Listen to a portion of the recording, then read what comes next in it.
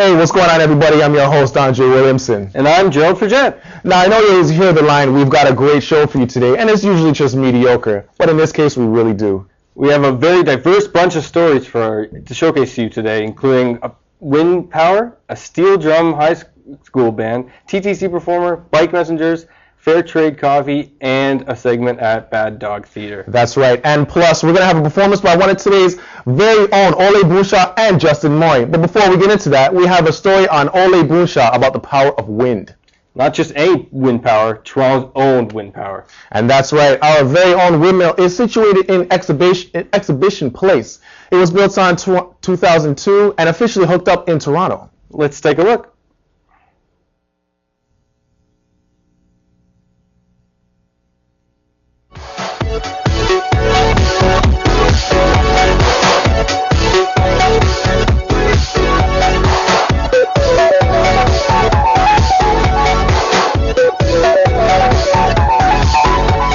About alternative energy became very popular and actual these days. The current interest in wind energy was started by the need to develop sustainable, clean, and reliable energy system that will last for long. The Exhibition Place turbine is the first urban-sided turbine to be constructed in North America. Turbines are not often put into cities because buildings, zoning issues, and dense residential areas tend to interrupt a laminar flow of wind required for wind speeds to generate power. I was eager to find out more interesting stuff about this energy system, so I spoke to the president of Windshare Cooperative, the owners of the Exhibition Turbine. My name is Evan Ferrari. I'm the president of the Windshare Cooperative. And Windshare is the cooperative that owns the wind turbine at Toronto's X Place at CNE. Our mission is to provide our members with the opportunity for an investment. But the more important side for many of our members is to be able to have an impact on climate change, to have an impact on reducing our carbon footprint, and to have an opportunity to promote renewable energy. Almost all the turbine parts, including the tower and blades, were manufactured in province. Only the converter at the base of the turbine and the nacelle were manufactured in Netherlands.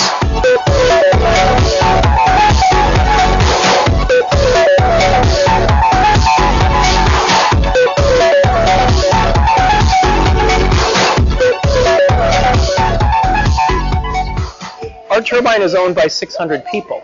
So these are not large multinationals. Instead, they're people that want to make a difference. This is not about making money. This is about doing the right thing. It's about not only talking the talk, but walking the walk of environmentalism. It's about reducing our dependence on coal-fired and traditional types of electrical generation, and moving society towards a more sustainable energy future. The Exhibition Place turbine was constructed in December 2002.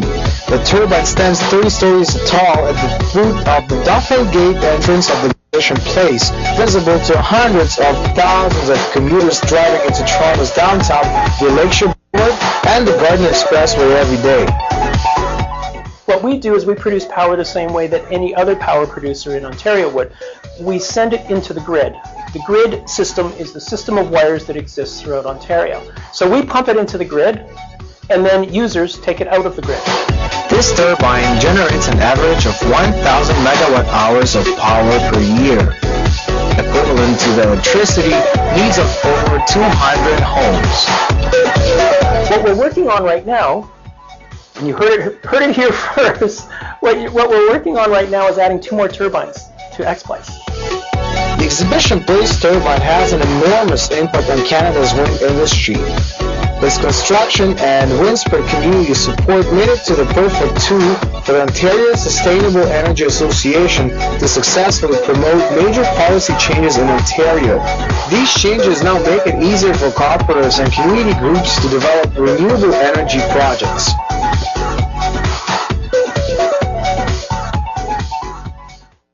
Everyone, you can come back now. I know that piece just blew you away.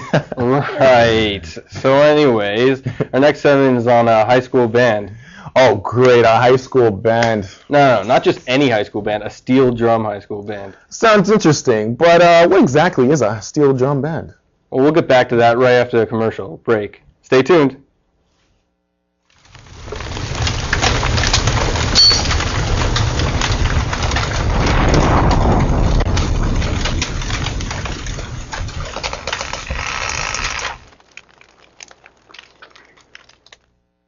Welcome back to the Journal. Jared here is about to explain what a steel drum is. I am?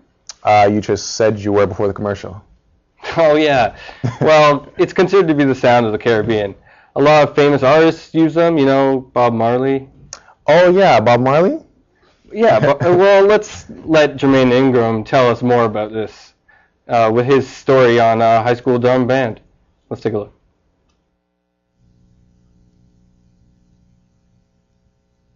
Good. 1, 2, 1, 2, 4.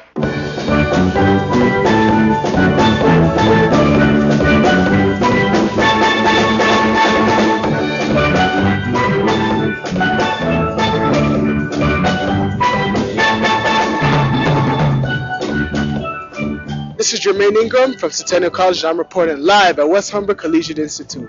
Today, we're here to introduce to you West Humber and what it has to offer. What it has to offer is Canada's largest steel band credit course. Thanks to Joe Cullen, he allows a lot of students to gain opportunity. And if you didn't know that, we got more information for you.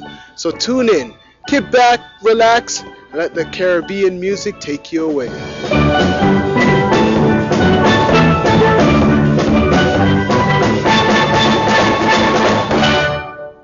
Joe sits with us today as he discusses how he began his career as a music teacher and where he led West Humber's steel band as a credit course. He also talks about some of the opportunities he and the West Humber steel band has encountered. Well, I practice taught when I was going to University of Toronto at schools with steel band programs. So I got a lot of experience while I was at the Faculty of Ed, learning how to teach pan, play pan, arrange for pan. And the timing was perfect because when I graduated, the opening came up here, and panman Pat McNeely decided to go back to Trinidad. So I got hired here to fill in his spot, and while he was in Trinidad, he decided to stay. So I ended up, he stayed for 8 years, so I got to keep the job here. And it's been growing ever since. We went from 1 grade 9 steel band and a 10, 11, 12 class to 2 to 4. Now we have 4 grade 9 classes, 2 grade 10 classes, a very large grade 11 steel band, and a grade 12 steel band. The West Humber Steel Band's been given a lot of great opportunities to perform. One of the biggest we had was Roy Thompson Hall. We played for the Martin Luther King celebrations, and that was with, in essence, a 5-piece black vocal group, an R&B group. They've won Junos. We've also backed up Julie Black at Hamilton Place for the same show. We've performed with Jack Soul. All of them have won Juno Awards.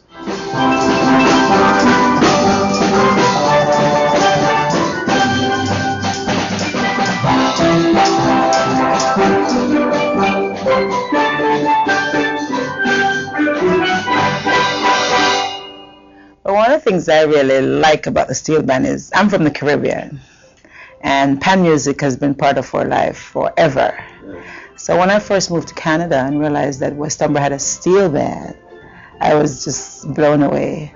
And the first night I heard them, I came to the music night, and I thought, wow. And I realized that there were students playing in the band that I had in my class, who when they were playing, they were like different human beings as opposed to when they were in my English class. So one of the things I think that the band does for the student is that it gives them a sense of to express themselves, to be who they really are, and that helps them in many, many ways. First of all, it gives them self-confidence because they're able to do something that they're seeing the immediate success of what they're doing. And secondly, they're contributing to their school life, which for them, they'll have the memories forever. As a student, playing multiple performances a year can only mean lots of time and practice, which might interfere with schoolwork. But as young professionals, these students know what it means to manage time, Deepa Patel tells us how much time the band spends devoted to practice. Well, in class you have an hour and 15 every other day, and then you have once a week the rehearsals, and then that's an hour. And then if a performance is coming up, we play maybe an extra rehearsal, another hour. So just a few hours a week, not long. I enjoy it because it's pretty fun, you know, you get to play with a lot of your friends, and you just have fun doing it. It's nothing too hard, we learn it pretty quickly, so it's just fun. Being able to learn, play, and travel can mean nothing but fun. What makes it even better is that these students are getting a high school credit for being enrolled in this course. But the fun doesn't stop there. Joe reflects on 2 music albums Wes Humber recorded. He also envisions further goals for the steel band. Our first CD, which was done in 2000, had 85 students on it. Everybody in the program was on the CD. Drum solos, vocalists, even some rapping. The kids did a great job. It sold over 1,000 copies, so we pressed a second set. We're now into our 3rd pressing on that CD. It's been a good fundraiser for the students as well, because all the money for the CDs goes into their trips. When I started teaching, my goal was to make the CDs, and they've done really well. Then the second goal was to get them out of Canada to New York or Ohio. We've done that. The third goal was to play all the big halls. We've done Roy Thompson Hall, Toronto Centre for the Arts, and Hamilton Place. I guess the next goal would be Trinidad, to get off the continent. So we'll probably go there in 2010. That's my next goal. And that was Wes Humber Steel Band. For more information about them, you can simply access their website at www.whcimusic.com. I'm Jermaine Ingram from Centennial College, and I hope you take care. Bye. Wow, well, I don't know about you, but Mr. Cullen is really helping out the youth by expanding their minds to a different type of music and culture. I definitely agree with that. I mean, just watching this, I learned so much. Imagine if I was actually in that guy's class. Yeah, for sure. I mean, that would just be some more information in that nerdy head of yours, huh? Just kidding, man. Well, anyways, it's time. Time for what? Another commercial.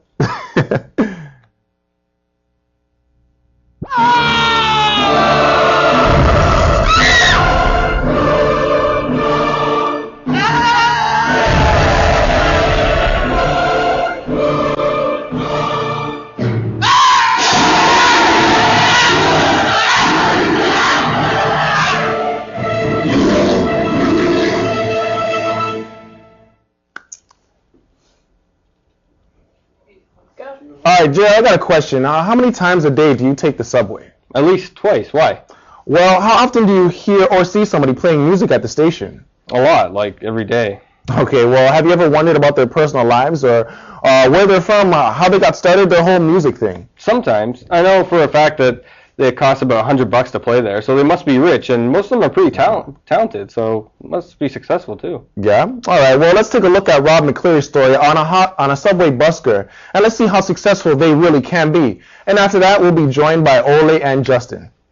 Sounds good to me. Let's take a look.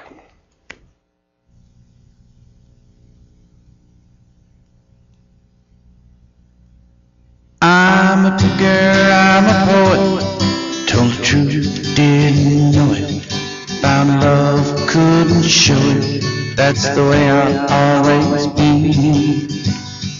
Won't you sit down here beside me, my walls couldn't hide me, from the dream of being someone, nor the need of love. And girl, my eyes have seen the glory, and my words have told a story about freedom's spirit flying on her wings across the sky.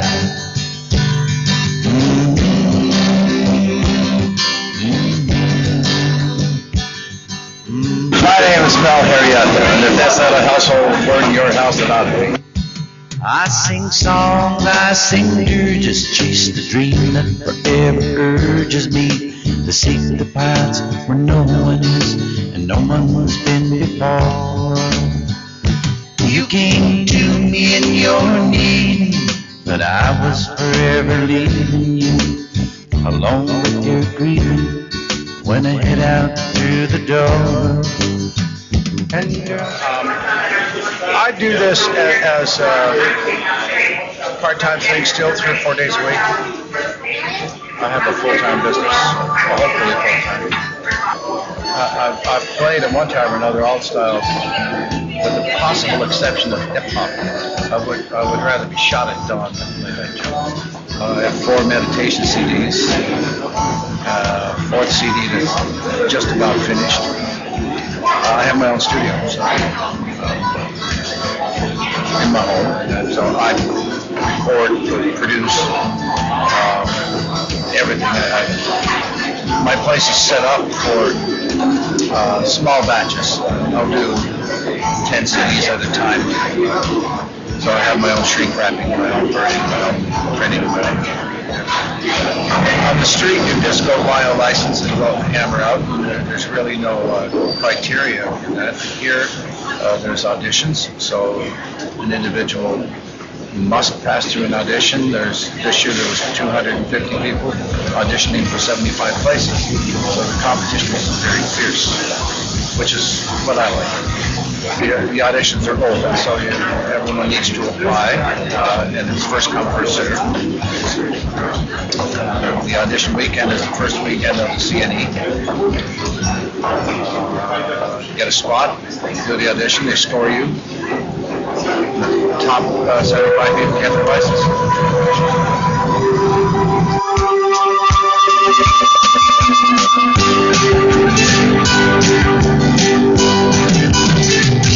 When the sun is shining bright on the hills of Nova Scotia.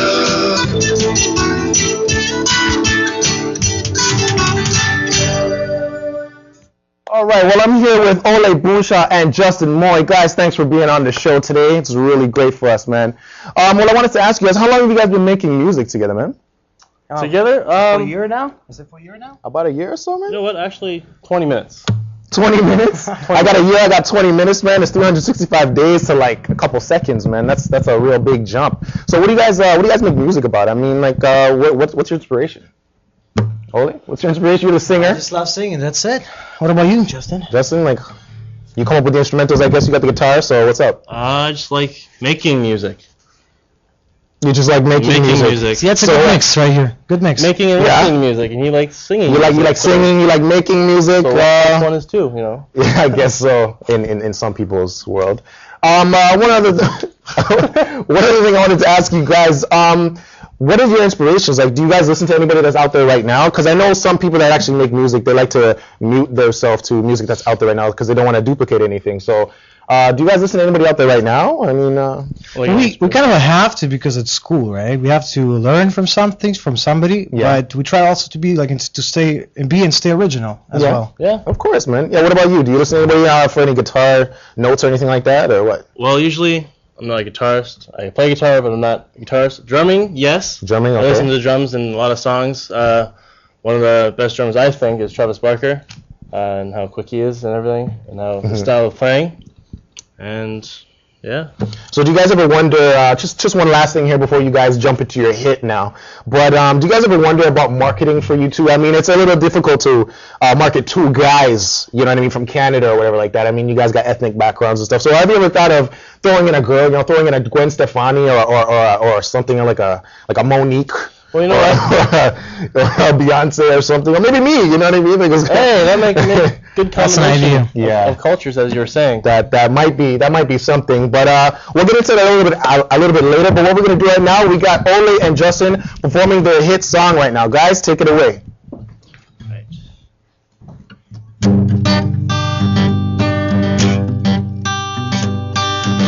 I said some things I didn't mean. Inside my head makes me scream.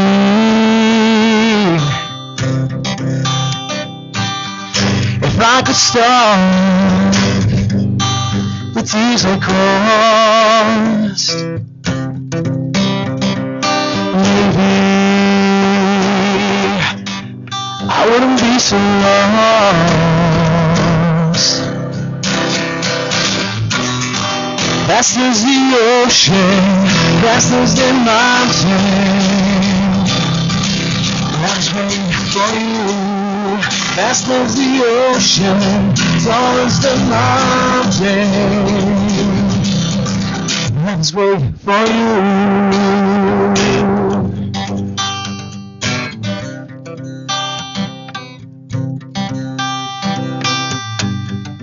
Making you cry just stares me up inside.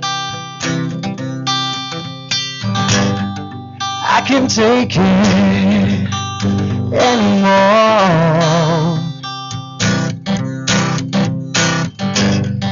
It's like the shore, so what are you fighting for? I know you won't, but please forgive me.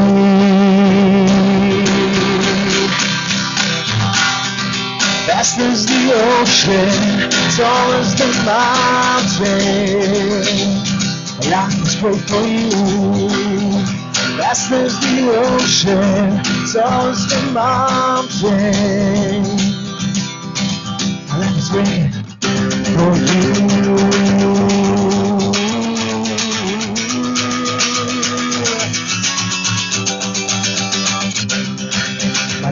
Pray for you.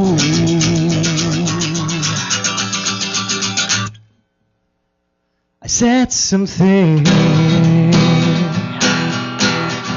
didn't mean. Inside my head makes me scream. Vast as the ocean, tall as the mountain. And I must wait for you. Vast as the ocean, tall as the mountain. And I must wait for you.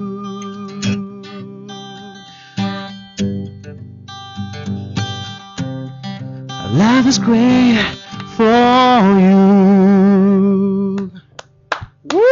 Oh my goodness, guys, that was amazing, man. You guys got to get out there. You know, you just need somebody to deliver the messages.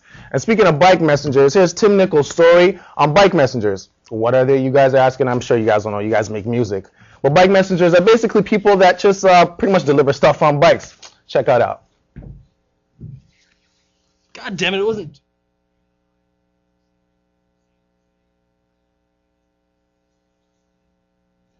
Hey everybody, I'm Tim Nicholls reporting for the Journal, and today I'm going to take you on a trip through the downtown core of Toronto to show you what it's actually like to be a bike messenger in the city. Rain or shine, they ride every day, so let's take a look.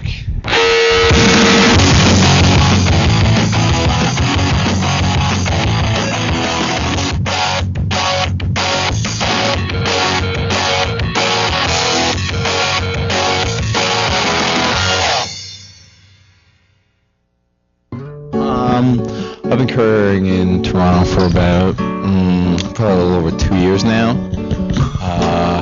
One summer I was sitting in a retail job, and I just was feeling like it was the worst job I've ever had, and I was just thinking, man, I wish I could be riding my bike right now. I wish there was a job that would pay me to ride my bike. And then I realized there is a job that pays you to ride a bike. Plus the city, the city provides a lot of riding, and it's a lot more interesting. I mean, you got to kind of be aware at all times, because it generally seems like most of the drivers on the road have it out for you.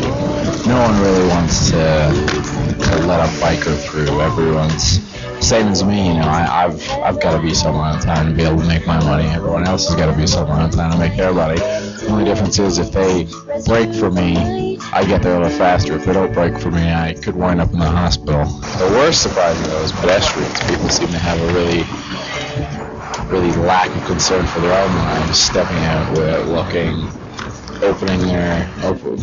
running out to their cars to open their door to get in as quickly as possible. You'll knock up. You won't get as hurt as much as they will, and it's their fault. So the snow is really bad. The city of Toronto is really bad about snow removal. Most of the snow removal is done by other cars driving on the road, but what that means is it pushes it all into the right lane, which results in staying in the center lane most of the time, which will get some cars honking. But I mean, doing more of that as a courier. Cabbies, though. Cabbies are just... Everyone complains about cabbies driving, even people in other cars. But I mean, as a messenger, you really gotta keep your eye on cabbies, because they're trying to get somewhere as fast as possible because they want money. You're trying to get somewhere as fast as possible because you want money. And they just don't really care about the rules of the road. I don't really care about the rules of the road, so it's kind of just whoever's quickest and on their toes is gonna get through, and whoever is not might wind up in an accident, might get hurt, might just be delayed. You never know. Hey everyone, welcome back. I hope you all got the message of that piece.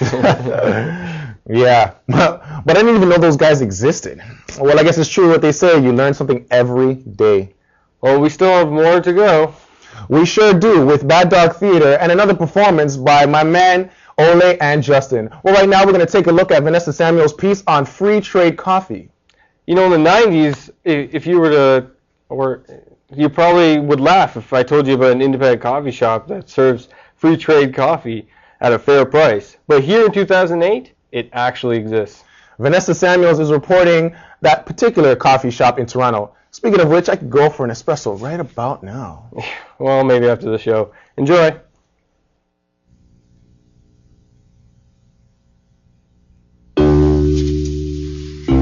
Nestled between Bathurst and Spadina lies Manic Coffee.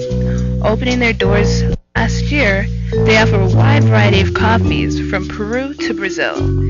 Instead of other coffee shops that prepare their coffee in advance, theirs are brewed to order.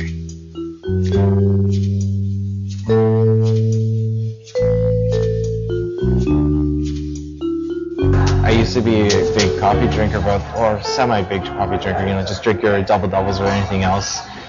And it wasn't until I went to Vancouver that I actually had kind of the coffee that changed my life kind of thing. Just having a great mocha and having the Esmeralda actually back over 2 years ago, starting with that coffee, was what kind of set my path, because I had the Esmeralda, which is arguably, even to this day, some consider the best coffee in the world. And being presented that coffee to you, like right in the beginning, and developing a palate and understanding there's something like really crazy or different about this coffee, kind of just leads you down that path. In terms of working with coffee, like I just enjoyed working in coffee so much that there's nothing else I could think of doing. So I realized that in Elysium when I took some time off back in August last year, the year before. It was just you realize that like sometimes it becomes so part of you, because it's not just the one thing about coffee. It's not that you work with a great product, you work with an amazing experience, is that it's also a community that you grow and develop. Being a part of that community means you have to still contribute to it, to a large part of it. And I missed like not being in that community when I moved back to Toronto. So there was really no choice, because to get back into it, I had to kind of do it myself. We're the only ones with this one certain water system that we can calibrate specifically for coffee application. And so we can actually control how much mineral content and everything is in it. We're full of a lot of passionate people who are really, who really enjoy what they do and care about the product they serve. That's what sets us apart. Coffee can be a moment. It can be an experience. Like when you have that coffee at that moment, you're taking a break and you just kind of forget about everything else. Do you want to meet some people we've never met before from the neighborhood? And read a magazine maybe and drink some coffee. It's a nice place. Sometimes like I feel almost like it's a nightclub in a way or something. Like sometimes you come here like around like 7, it's full of people. There's nowhere to sit down. And everyone looks at each other. It's kind of weird. Everyone checks each other out. That flavor versus the flavor of an industrial post-consumer big box coffee chain and all its like, cardboard groceries. That stuff doesn't hold a candle to Manic Coffee.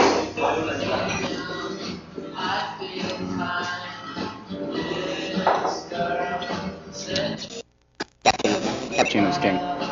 From Starbucks to Second Cup, Manic Coffee is making a name for itself as being a more pure and tasteful form of coffee heavy enough. Bring coffee lovers alike to enjoy the experience. It's really sweet and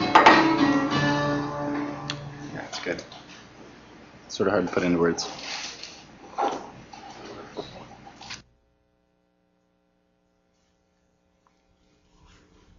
Well, we've reached the tail end of the show, but that doesn't mean the excitement has to go down. We still have the story on Bad Dog Theater and Oleh and Justin once more. That's right. Right here at the Journal, it's as exciting as a LeBron James highlight. Wait. Why does it have to be basketball with you, man? Okay, fine. Here at the Journal, we're as exciting as Wayne Gretzky in the playoffs. No. Better what? It's still sports, man. Let me say it. Here at the Journal, we're just like, whose line is it anyway? You know, because it's a segment about improv theater. All right, I'll take it. Well, we'll be right back after that segment and after this commercial.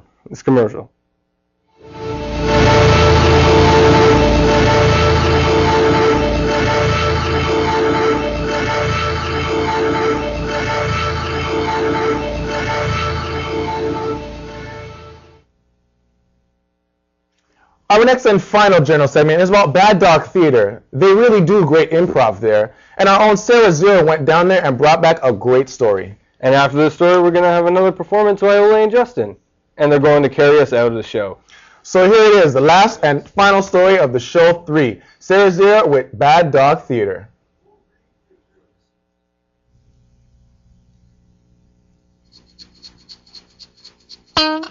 Just a short walk from the Broadview station along Danforth sits the well-known Bad Dog Improv Theater.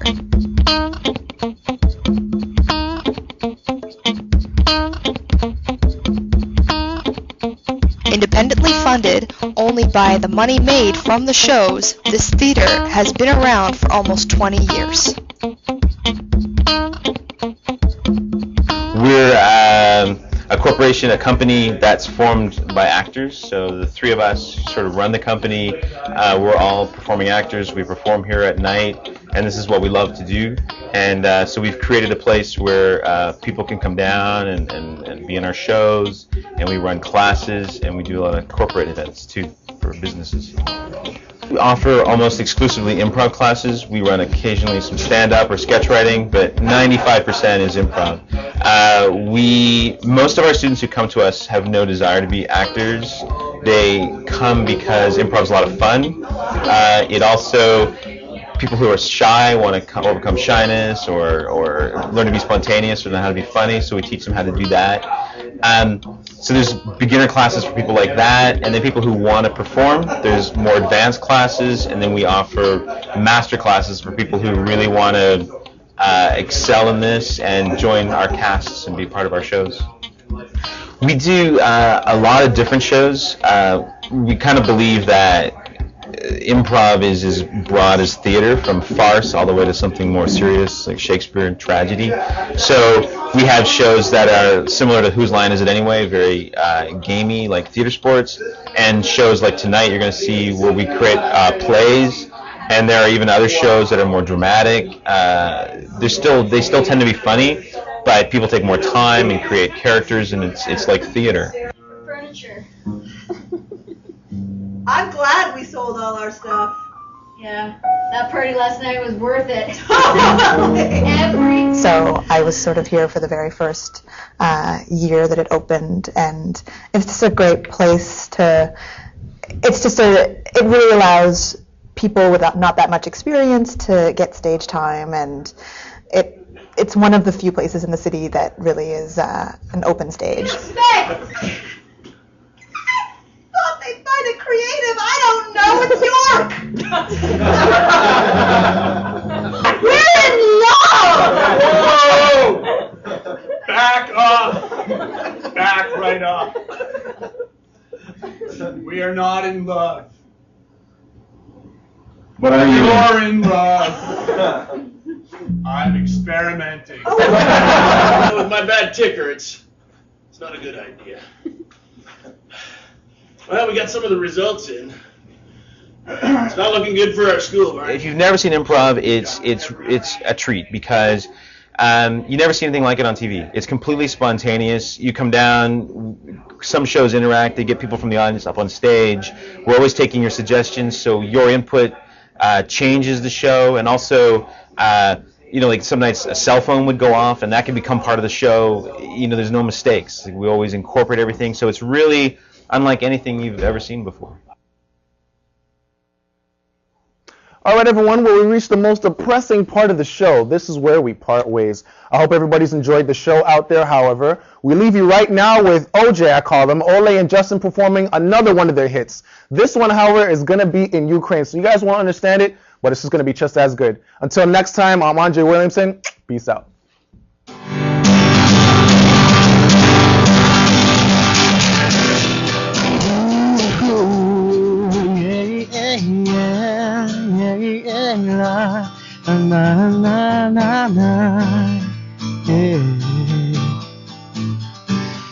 Приgadався мені, мов сон, як той день, як той час, зберіг мені від зрад. Пригадався мені, як сон, печальний зрад, печальний дзвон. Тоді були ми в парі.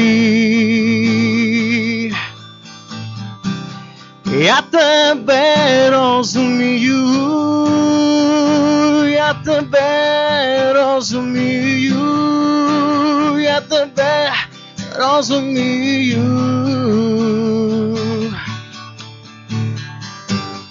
Більшість ніколи не приходить.